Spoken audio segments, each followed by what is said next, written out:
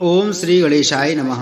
नमस्कार दोस्तों, स्वागत है आप सभी का हमारे चैनल भक्ति ज्ञान में। दोस्तों, आज मैं आपको बुधवार की व्रत कथा सुना रहा हूँ।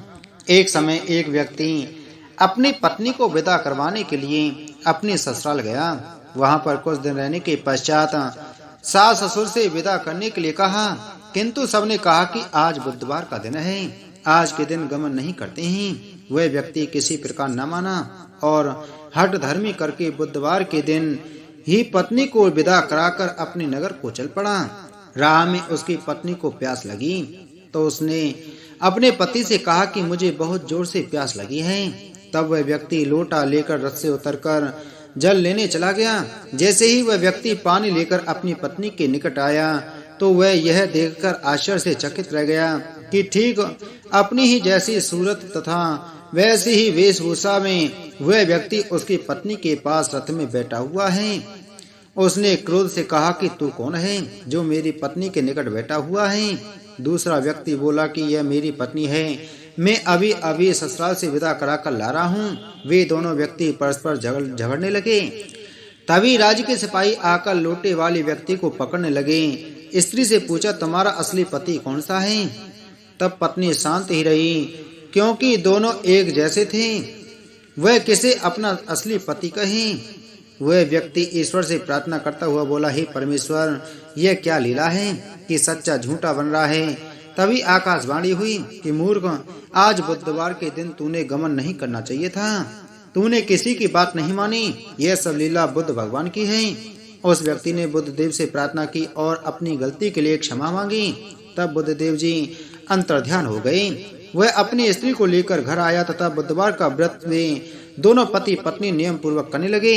जो व्यक्ति इस बुधवार की व्रत कथा को श्रवण करता तथा सुनता है या सुनाता है, उसको बुधवार के दिन यात्रा करने का कोई दोष नहीं लगता है। उसको सर्व प्रकार से सुखों की प्राप्ति होती है। साथ ही बुधवार व्रत कथा पापों का नाश भी कर देती है। बोलो बुद्ध देवता की जय। एक समय की बात है, एक गांव में एक सास और उसकी बहू रहती थी। सास अपनी बहू को खाना नहीं देती थी। बहू रोज नदी पर जाती तो जाते समय घर से आटा ले जाती। नदी के पानी से आटा गूंथती। गणेश जी भगवान के मंदिर के दीपक से घी लेती, भोग में से गुड़ लेती, पास के शमशान में बाटी सेकती, बाटी में घी गुड़ मिलाकर चूरमा बनाती और गणेश जी भगवान के भोग लगाकर खुद जिम लेती। ऐसा करते करते बहुत दिन हो गए।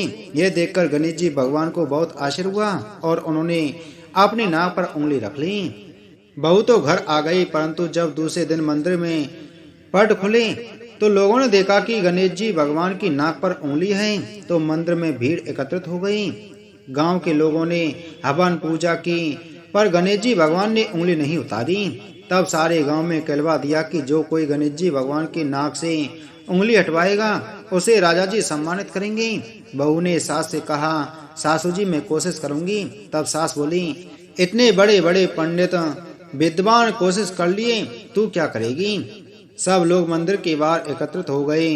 बहू घूंघट निकालकर अंदर गई, पर्दा लगाया और गणेश जी से हाथ जोड़कर बोली, हे विघ्नहर्ता, मैं मेरे घर से आटा लाती, लोगों का चढ़ाया घी गुड़ लेती, शमशान में बाटी सेकती, उसमें आपको क्या आपत्ति हुई? आपको मुंह से उंगली हटानी पड़ेगी।